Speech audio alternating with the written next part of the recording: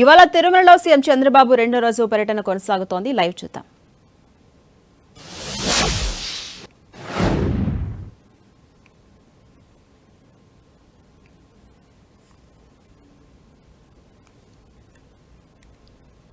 మనం విజువల్స్ లో చూస్తున్నాం. చంద్రబాబు తిరుమలలో రెండో రోజు పర్యటన కొనసాగుతోంది. కాసేపటి క్రితమే ఉపరాష్ట్రపతితో కలిసి వెంకటాద్రి నిలయాన్ని ప్రారంభించారు సీఎం చంద్రబాబు. 102 కోట్ల రూపాయలతో వెంకటాద్రి నిలయాన్ని టీటీడీ నిర్మించింది. వెంకటాద్రి నిలయంలో 4000 మంది భక్తులకు వసతి సౌకర్యం కలగబోతోంది. ఇక కొత్తగా అందుబాటులోకి తెచ్చిన ఏఐ కమాండ్ కంట్రోల్ సెంటర్ను కూడా సీఎం చంద్రబాబు మరి కాసేపట్లో ప్రారంభించబోతున్నారు.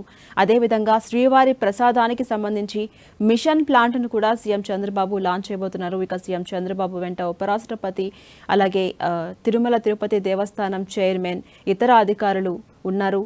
అక్కడ అధికారులు వారికి వివరించే ప్రయత్నం చేస్తూ ఉన్నారు. అనంతరం పలు అభివృద్ధి కార్యక్రమాలకు శ్రీకారం చుడుతూ ఉన్నారు. ఆ విజువల్స్ మనం చూస్తూ ఉన్నాం.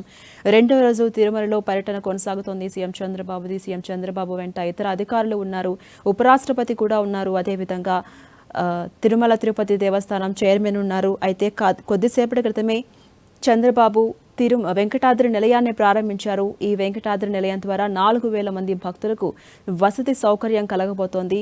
ఇప్పటి వరకు చాలా మంది భక్తులు కొంత ఇబ్బందికి గురయ్యేవారు.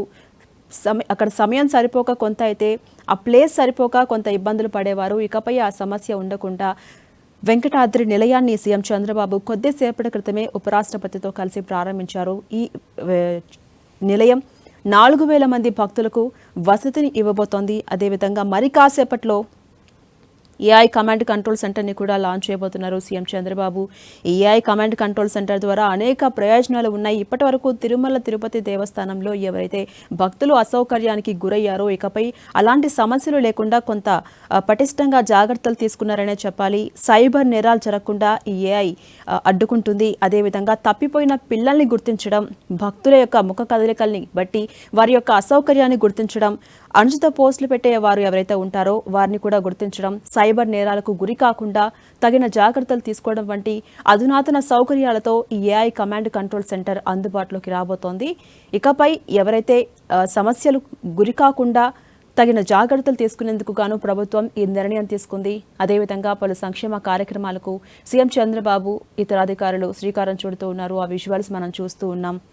తిరుమల తిరుపతి దేవస్థానం దర్శించినటువంటి చంద్రబాబు దంపతులు ఇవాళ రెండో రోజు పలు అభివృద్ధి కార్యక్రమాలకు శ్రీకారం చుడుతున్నారు సీఎం చంద్రబాబు వెంట మంత్రి నారా లోకేష్, అదేవిధంగా ఇతర అధికారులు, ఉపరాష్ట్రపతి కూడా ఉన్నారు. కొద్దిసేపటి క్రితమే చంద్రబాబు ఉపరాష్ట్రపతితో కలిసి వెంకటాద్రి నిలయాన్ని ప్రారంభించారు. 102 కోట్ల రూపాయలతో వెంకటాద్రి నిలయాన్ని తిరుమల తిరుపతి దేవస్థానం నిర్మించింది.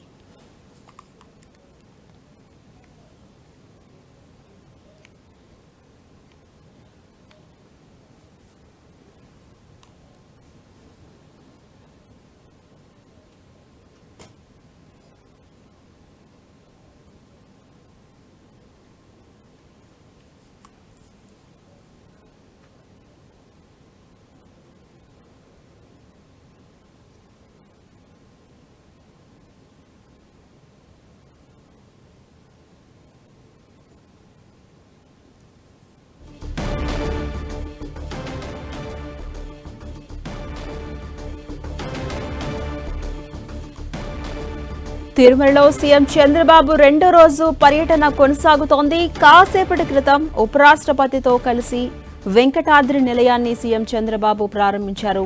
102 కోట్ల రూపాయలతో వెంకటాద్రి నిలయాన్ని టీటీడీ నిర్మించింది.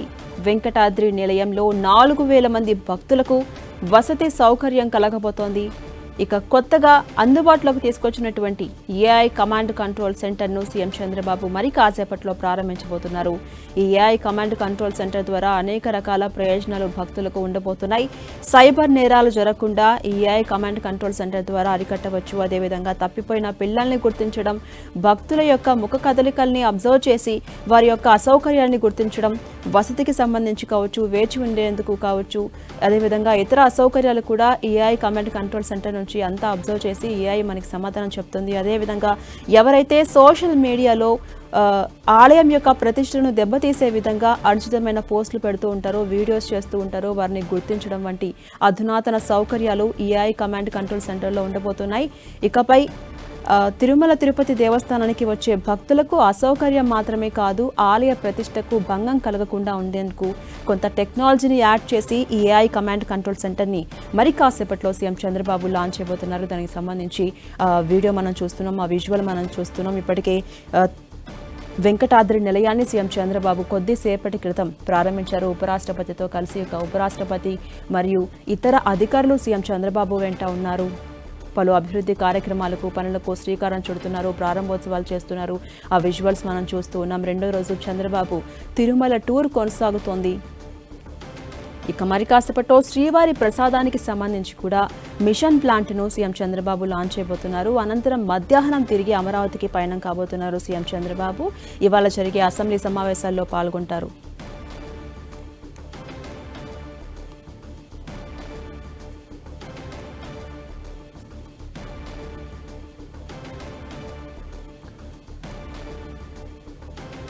ఇక అప్డేట్స్ మా ప్రతినిధి తిరుమల నుంచి శ్రీనివాస్ అందిస్తారు. శ్రీనివాస్, మనం చూస్తున్నాం తిరుమలలో సీఎం చంద్రబాబు రెండో రోజు పర్యటన కొనసాగుతోంది. కొద్దిసేపటి క్రితం వెంకటాద్రి నిలయాన్ని కూడా ఉపరాష్ట్రపతితో కలిసి ప్రారంభించారు. షెడ్యూల్ ఎలా ఉంది? అప్డేట్స్ ఏంటి?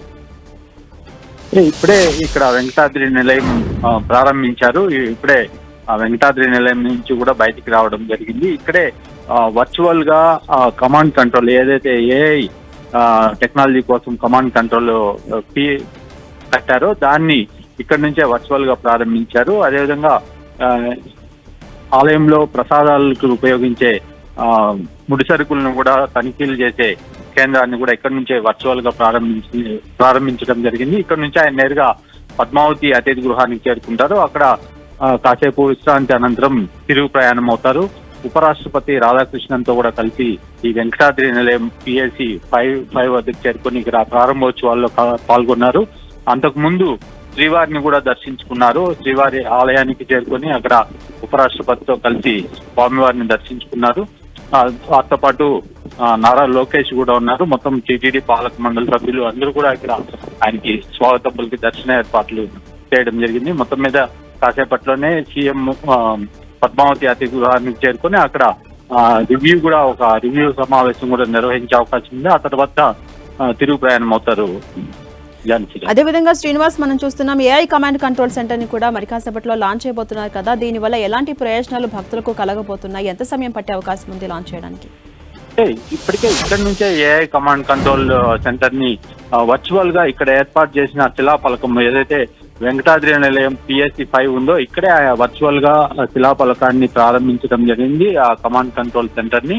అయితే అదే విధంగా ముడి సరుకులు ప్రసాదాల్లో వినియోగించే ముడి సరుకుల నాణ్యతను వాటిని షార్టింగ్ చేసే యంత్రాన్ని కూడా ఇక్కడ నుంచి ఆయన ప్రారంభించారు వర్చువల్ గానే.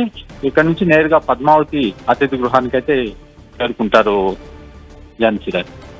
అదేవిధంగా అక్కడ కొంత అధికారులు కూడా చెప్పే ప్రయత్నం చేస్తున్నారు. ఉన్నటువంటి సౌకర్యాల గురించి కూడా పలు సూచనలు కూడా చేసినట్టుగా కనిపిస్తోంది సీఎం చంద్రబాబు. ఏ విధమైన సూచనలు చేశారు? భక్తులకు సంబంధించి ఎటువంటి జాగ్రత్తలు తీసుకోమని టీటీడీకి సూచించారు సీఎం?